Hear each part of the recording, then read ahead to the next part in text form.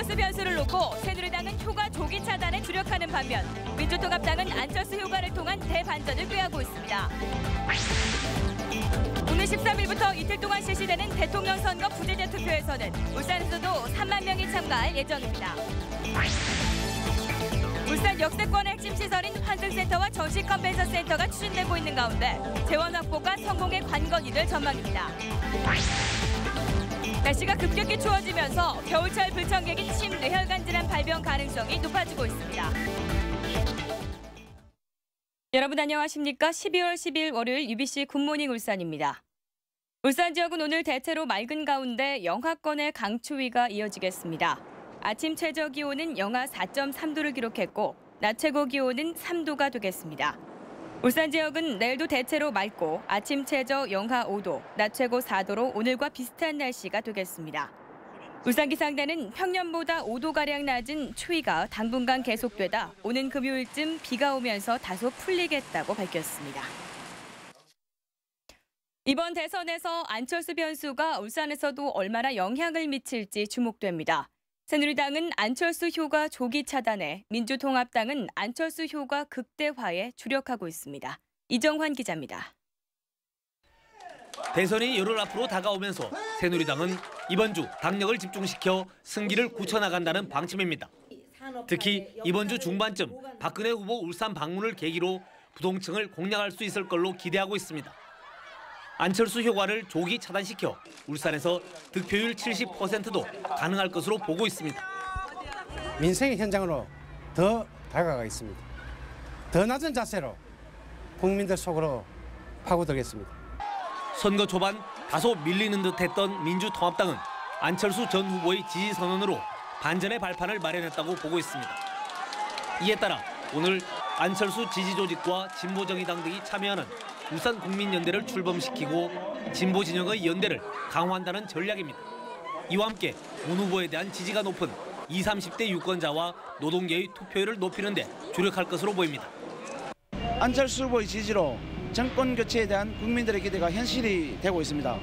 정권 교체와 새로운 정치를 열망하는 시민들의 힘을 하나로 모으겠습니다.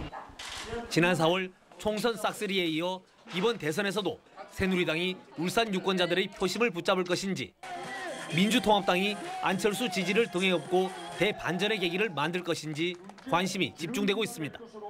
UBC 뉴스 이정환입니다. 울산 역세권의 핵심 시설인 복합환승센터와 전시 컨벤션 센터가 본격 추진되고 있습니다. 수천억 원이 투입되는 대형 사업들인 만큼 재원 확보가 관건이 될 전망입니다. 김익현 기자입니다.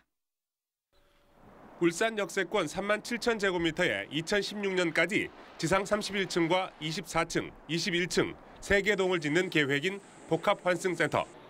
자동차 테마파크로 구상했지만 여의치 않자 주상복합과 쇼핑몰 등이 들어서는 가족형 복합시설로 방향을 틀었습니다.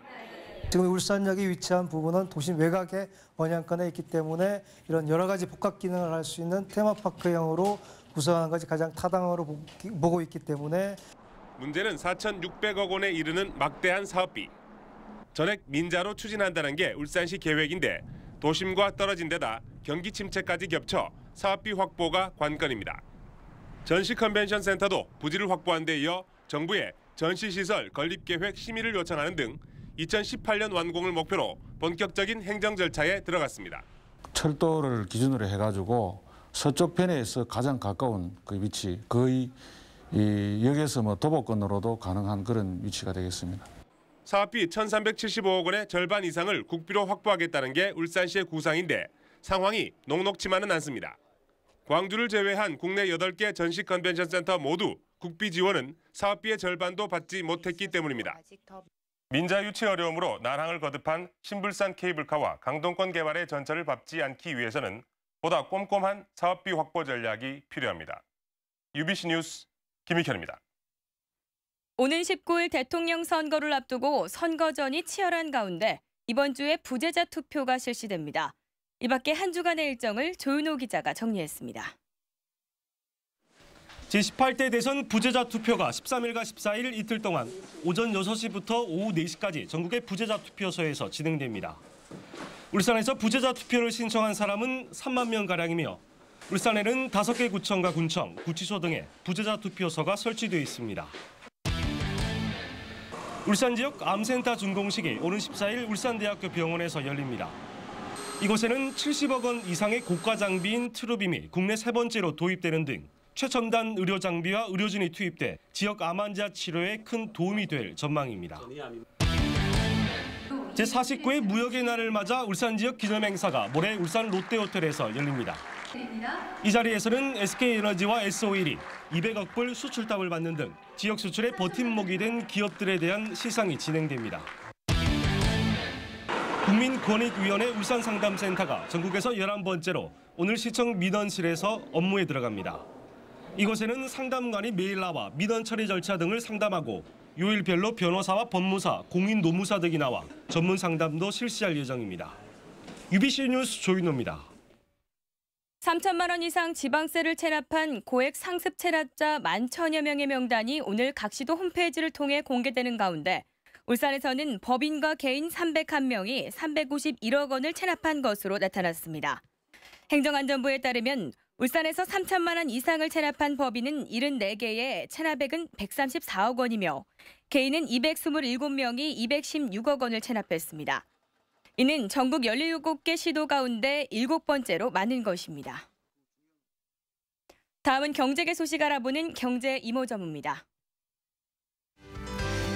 삼성 SDI 울산 공장이 전기차용 2차 전지와 대용량 전력 저장 장치 위주의 생산 라인을 건설할 것으로 알려졌습니다. 이는 지역별 차별화 전략에 따른 것으로 울산의 태블릿 PC용 2차 전지 생산 라인은 말레이시아로 이전할 것으로 전해졌습니다. 현대자동차의 산타페가 국토해양부 평가에서 올해의 안전한 차 최우수상을 수상했습니다. 산타페는 SUV 최초로 7개의 에어백을 장착하는 등 안전 시스템을 강화해 총점 56점 가운데 55.6점을 얻어 최고 점수를 받았습니다.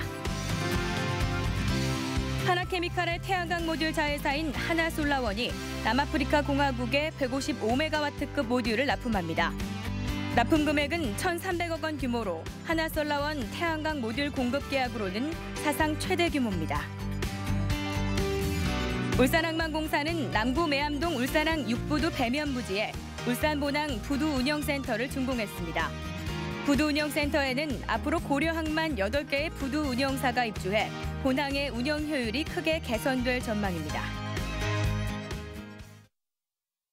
본격적인 겨울 추위가 시작되면서 건강관리에 각별히 신경을 써야 하는데요. 이맘때 찾아오는 불청객 가운데 하나가 바로 심뇌혈관 질환입니다. 건강백세 이상미 캐스터입니다. 기온이 급격히 떨어지는 겨울이면 고혈압과 심근경색, 뇌졸중 같은 심뇌혈관 질환 발병 가능성이 높은데요. 심뇌혈관 질환은 우리나라 전체 사망 원인의 25%, 사망 순위 2위로 주요 사망 원인 가운데 하나입니다. 날씨가 추워지게 되면 혈압이 올라갈 수 있고요. 겨울철에 특히 교감신경이 흥분할 수 있기 때문에 심장혈관이 수축할 수 있습니다. 이렇게 심장혈관이 수축하게 되면 심장이 부담을 많이 가지게 되고 부담을 느끼기 때문에 관상동맥 질환이 잘 생긴다고 할 수 있겠습니다.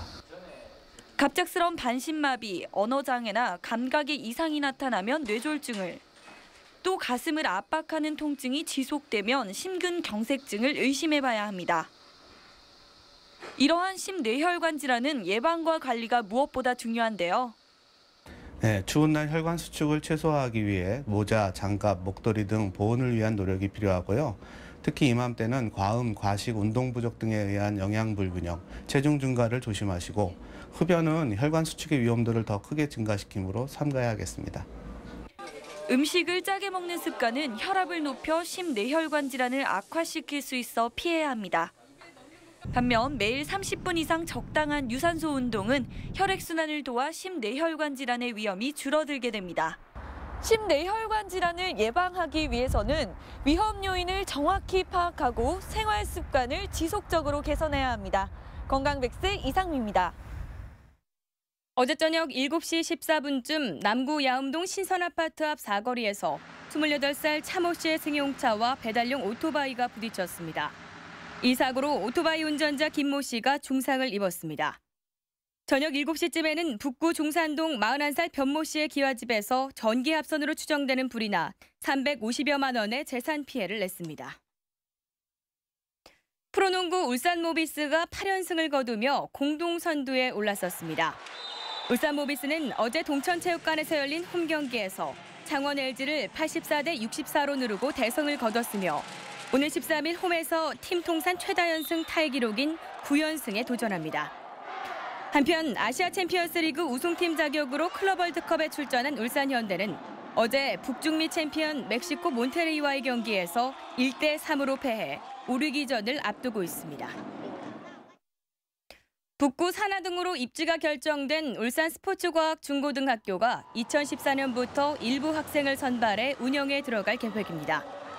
울산시 교육청은 879억 원을 들여 중학교는 육상과 수영 등 7개 종목에 150명, 고등학교는 사이클과 레슬링 등 14개 종목에 225명을 선발해 운영할 계획이라고 밝혔습니다.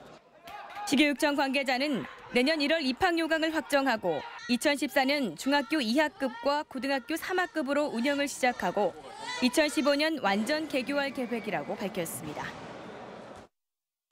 부자 도시로 불리는 울산의 기초단체 3곳의 1인당 소득이 세계 최고 선진국 수준인 4만 달러를 넘는 것으로 나타났습니다.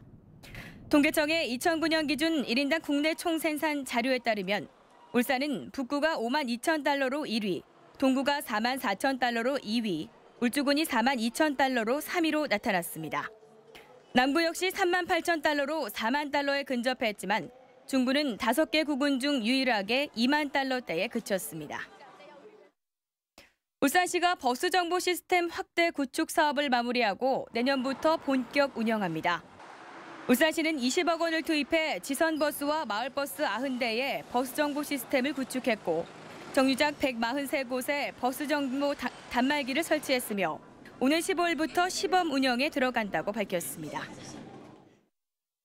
지난 2008년부터 사료비 절감 등을 위해 조사료 생산에 들어간 울주군이 내년에 전국 지자체 가운데 처음으로 조사료 자급자족에 성공할 전망입니다. 울주군은 지난 2008년 5억 원이던 예산을 2009년부터 40억 원으로 늘려 350헥타르이던 조사료 재배 면적을 내년에는 3,015헥타르로 확대한다는 계획입니다. 울주군이 재배하고 있는 조사료는 옥수수와 수수, 호밀과 청보리 등입니다. 남구 공무원 가운데 10명이 공직자 재산 등록 신고를 하면서 2천만 원 이상 누락시킨 것으로 조사됐습니다. 남구청은 국세청과 금융기관 등으로부터 받은 금융재산 자료를 분석한 결과 이같이 나타났다며 공직자윤리위원회를 열어 해당자에 대해 보안 명령과 경고 그리고 시정 조치를 했다고 밝혔습니다. 북구청이 행정안전부의 지방자치단체 합동평가에서 최우수 기관으로 선정됐습니다. 북구청은 행정안전부가 전국 16개 시도를 대상으로 9개 분야를 평가한 결과 사회복지와 보건위생 그리고 문화관광 등 5개 분야에서 최고 등급을 받았다고 밝혔습니다.